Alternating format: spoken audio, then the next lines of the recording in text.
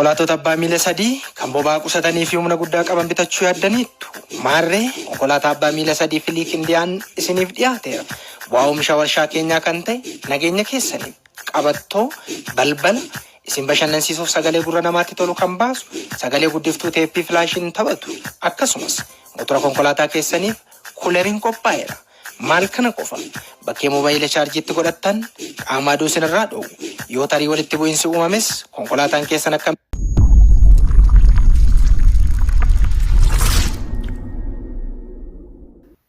Ashama harka fuunee akkam jirtu kabajamtootaa fi jaalatamtoota hordoftoota gabayaatu fi nageenyi keessan badhaadhaan nagaa jira. Alhamdulillah kabajamtootaa fi jaalatamtoota hordoftoota keenya awuroon yeroo jalqabaatiif gara YouTube channel kanaaf tan subscribe gochuudhaan maatii keenya dabalama maatii keenya kan taatan like share gochuudhaan nu cinaa dhaabbadhaa isiniin jedha. Egaa kabajamtootaa fi jaalatamtoota hordoftoota keenya gabayaatu birootu odeeffannoowwan garaagaraa isin biraan gahaa turuun kenna. Ni yaadatamaa karmaa wal qabatee guyyaa har'aas odeeffannoo baay'ee tokko barbaachisaa ta'ee fi gaaffii hedduu keessanii kan ta'e qabadhee isin dhufeera. Innis haala biizinasii irratti kan hundaa'e jechaadha. Baajaajii yeroo kana biyya keenya keessatti meeqaan gurguramaa jira? Akkamitti argachuu dandeenya gatiin isa dura irra dabalee moo hir'ate kan jedhu odeeffannoo isaa walitti qabadhee yookaan walitti funaannadhee deebii waan isiniif ta'u isiniif qabadhee dhufee jira. Hamma xumuraatti nu wajjin turaan affeerraa kenna. Egaa kabajamtoota fi jaalatamtoota hordoftoota keenya akkuma yeroo baay'ee isin biraan gahaa turetti baajaajiin biyya keenya keessatti tajaajilli yookaan ammoo itti fayyadamnu sadarkaa garaagaraa yookaan ammoo gosa garaagaraatiin jira jechaadha. Fakkeenyaaf baajaajiin TVS jira, RE jira, Flex baajaajiin jira, Flex India baajaajii kan jedhamu jira. Kan biraa ammoo baajaajiin kan miila afurii jira. Kanaaf gosa hamma 4-5 kan gaantu jira jechaadha. Egaa kunis akkuma gosa isaatiin gatiin isaas garaagaraa isin jechuu barbaada.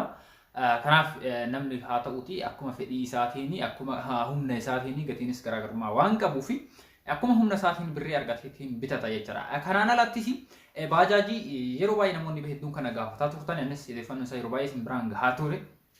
Baajaajii Flex Indian Bajaj kan jedhamu kan kaffaltiin isaa walakkaa kaffalee namni fedhii akkasii qabdan kaffaltiin isaa walakkaa kaffalame walakkaan isaa immoo yeroo biraa kan kaffalamu akka dhalaatitti inni suni namoonni fedhii akkasii qabdanis jira hammammaas carraan sun jira jechaadha. Kanaaf isa wanti gochuu qabdani baankii hojii gamtaa Oromiyaa naannoo keessan jiru deemuudhaan odeeffannoo dabalataa argachuu ni dandeettani. Kaffaltiin achirratti kan xumuramu waan ta'eef isarraa kanaaf ammoo magaalaa keessatti dhaabbanni kun biiroo qaba. Biiroo isaanii sadhaxanii isaa wajjin mari'attanii haasa'uu ni dandeettan jecha. Lakkoofsa isaanii ammoo kan ittiin argattan kan warra kana bilbiltanii ittiin haasoftan weebsaayitii keenya keessa isinii kaa'ee jira. Maaliif achi keessatti barreeffamaan odeeffannoo waan dabarsinuuf barreeffama san gara jalaa irratti lakkoofsa bilbilaa isinii kaa'ee jira. Lakkoofsa bilbilaa saniin bilbiltaniitiin odeeffannoo jiru akkamitti bitachuu akka dandeettan gaafachuu ni dandeettan jechuudha.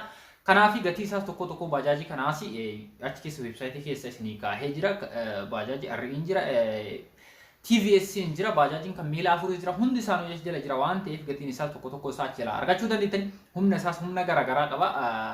CC garaagaraatu jira jechaadha. Kanaaf meeshaa guutuu waliin kan gurguramuu fi meeshaan isaa kan hir'uun gurguramu. Fakkeenyaaf baajaajii Flex India kana meeshaa isaa guutuu wajjin kan gurguramu jechaadha. Sharaa gubbaa dabalatee walumaa galatti meeshaa guutuu waliin kan gurguramu jecha. Baajaajiin achirraa hafan kanneen akka TVS fi RE baajaajiin kunniin akkuma achi keessa seentan suuraa inni argitanii description box kana jala linkii achi keessa seentanitti ilaaltanii isinii kaa'ee jira. Sharaa gubbaa osoo hin dabalatiin garuma jala iddoo sharaa osoo hin dabalatiin jechaadha. Saayizii baajaajii sharaa osoo hin dabalatiin kan jiru san akkasitti gurgurama. Sharaa ammoo birrii biraatiin ofii keessan hojjechiisuu yookaan ofii keessan itti bituu dandeettan jechaadha. Kanaaf haala kanaan kan gurguramu odeeffannoo dabalata achi keessa seentanii arguu ni dandeettani. Isarraafis waan isin hin galle yookaan ammoo waan ifa isin hin taane yoo jiraate lakkoofsa bilbilaa chala isinii kaa'ameen bilbiltanii gaafachuu ni dandeettan jechaadha. Baajaajii isa kaffaltii walakkaa kaffaltanii kaan ammoo yeroo biraa isinii eeggatanii kaffaltan san namni akkasitti hin barbaanne immoo guutumaan guutuu kaffaltii cufeetiin amma bitachuu danda'a jedhus fedhii isaatii akkasittis bitachuu ni dandeettan isiniin jechuu barbaada. Namoonni baay'een achirraa kanaaf immoo baajaajii makaawwanu kaffaltii walakkaa kaffalle yookaan ammoo kaffaltii osoo hin kaffaliin akkamitti fudhachuu dandeenya kan jedhu baankii siiqee naannoo keessan jiru dhaxxanii isa haasofsiisuu ni dandeettan jecha. Innis piroosesii garaagaraa qaba. Yeroo itti ammoo odeeffannoo isaan bira dhaqee isaan irraa funuunnadhee isin biraan gaha. Isaan sana immoo hojii irratti bobba'uu barbaadan isaan mareessiftanii nama ofii ta'uu isin gaafata.